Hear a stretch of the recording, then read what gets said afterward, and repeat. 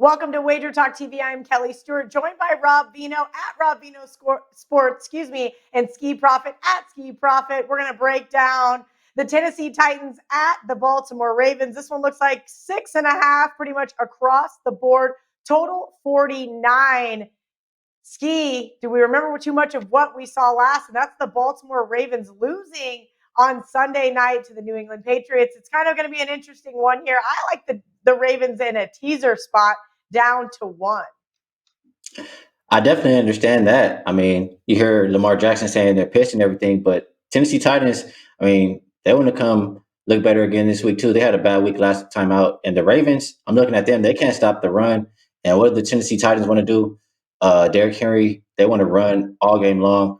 And looking at Lamar Jackson and the Ravens, I'm not sure that they can take advantage of Tennessee's poor pass defense. They don't want to pass, they want to run the ball as well. So I think Tennessee can take advantage of what the Ravens aren't best at, and I think that they can keep it close. So I like Tennessee Titans in this game. Rob, one of my concerns here with the Ravens is on Thanksgiving, they have their arch nemesis that they actually lost to at home, the Pittsburgh Steelers, on deck. Do you think that this is possibly a look-ahead spot here? Well, I would think, Kelly, that maybe it's even more of a revenge-minded spot, because when these two teams last saw each other, Derrick Henry was running crazy over the Baltimore Ravens in that AFC divisional playoff game where, Baltimore was like a 10.5 point favorite in that contest. And of course, it didn't play to their strength, right? Because they got behind 14-6 half, then it got to 28-6, and Lamar had to throw, even though, they gained 530 yards in that game, Baltimore did, but it wasn't enough because the come from behind that just isn't good for this team.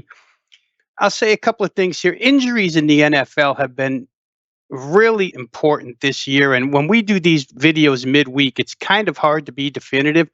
But Sunday night, when New England was running right through the Baltimore Ravens, it was mostly because both the starting defensive tackles were out of the game, right? No Calais Campbell, no Brandon Williams. Now, are they coming back? I'm not sure. Right before we came on here, I tried to check, and they're still both listed as questionable. If they play, it makes a big difference for the Ravens and their capability to stop the run.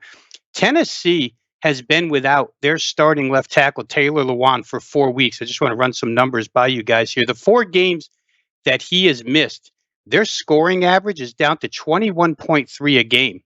When he was playing, they were averaging 32.8. So it's a big difference without him. All of a sudden, they can't run, they can't score. If we take a common opponent, which was Pittsburgh, they both played Indy and Pittsburgh within the last 3 weeks to a month. Against Pittsburgh, Tennessee couldn't run, but against Pittsburgh, Baltimore piled up quite a bit of rushing yardage and total yardage. I would say this, guys, if those 2 defensive tackles come back for Baltimore, I'd probably be on that side. As Ski mentioned, Tennessee's defense is vulnerable in a lot of spots, especially passing defense. We saw Mark Andrews get a little more involved against New England. But until I know that for sure, it's hard. Both of these teams are 6-3, battling for playoff spots right now, and they're both off of bad losses. So you expect Tennessee to come in here and give you 100% effort. I'll probably wait and see how these injuries shape up before I play it. But if I get both of those D tackles, I think I'd be on Baltimore. Makes sense to me. Don't forget, guys, head over to WagerTalk or sportsmemo.com. You get every college football, every NFL play from your favorite handicapper through the end of November for just $1.99.